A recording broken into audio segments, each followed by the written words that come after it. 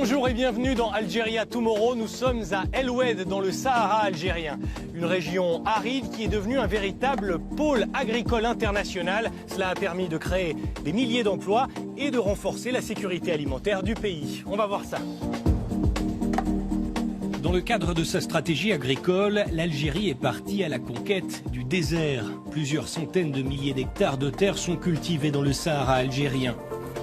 En quelques décennies, ces dunes de sable ont laissé place à des parcelles maraîchères, ici des pommes de terre bio. Un second souffle pour cette région devenue l'une des principales productrices de primeurs du pays. C'est un moyen pour nous d'encourager l'activité économique et de développer l'agriculture dans la région d'El Oued. Notre ambition est d'exporter notre production vers l'étranger. Je salue tous les agriculteurs qui, malgré ces conditions difficiles, ont réussi à fournir la meilleure production de pommes de terre du pays, un produit dont la qualité est reconnue mondialement. Le soleil toute l'année permet aux agriculteurs de produire à contre-saison et d'exporter des pommes de terre, mais aussi des tomates, des arachides ou des oignons. Ces pivots puisent l'eau dans la nappe phréatique et arrosent les parcelles bordées de branches de palmiers qui créent une sorte de microclimat.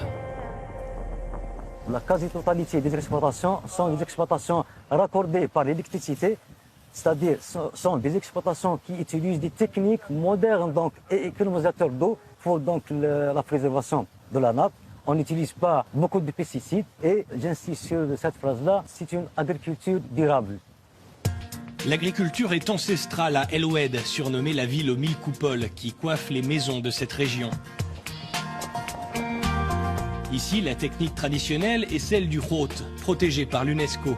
Les palmiers sont plantés juste au-dessus de la nappe phréatique, dans des cavités creusées entre les dunes. La récolte des dattes se fait à la force des bras. Le côté positif dans l'agriculture sahélienne, c'est toute l'année du soleil, on trouve moins de maladies. Les produits sahariens, c'est à 70%, c'est des produits bio.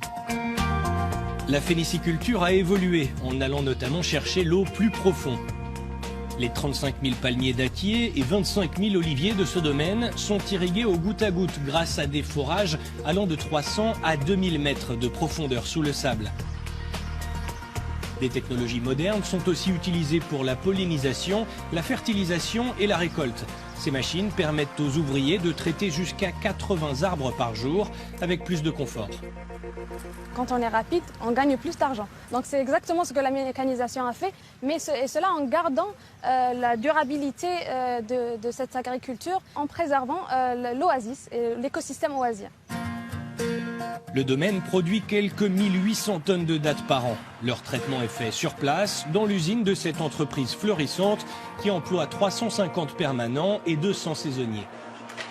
Comme vous le voyez, on a une gamme très variée de produits. La date fraîche, la date dénoyautée, la date branchée, la pâte de date. Et on exporte vers plusieurs pays du monde, dans les 4 continents, l'Europe, l'Asie, l'Amérique et l'Afrique. Pour sa sécurité alimentaire, l'Algérie s'appuie aussi sur de larges cultures verdoyantes plus au nord. Le pays qui, d'après l'ONU, compte le plus faible taux de malnutrition d'Afrique, veut aller plus loin et attirer des investisseurs étrangers. Par exemple, pour éviter de devoir importer la moitié du blé consommé dans le pays.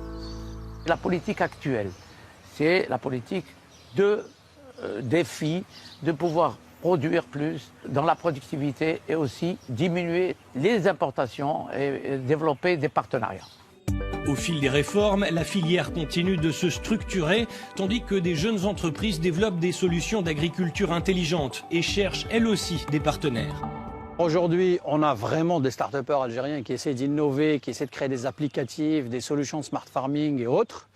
Mais on a un vrai challenge de les faire maturer à une étape commerciale beaucoup plus costaud pour aller développer un business. Ces nouvelles technologies seront notamment essentielles pour préserver les eaux souterraines et ainsi renforcer la durabilité de l'agriculture saharienne. Voilà pour cet épisode, merci de l'avoir suivi.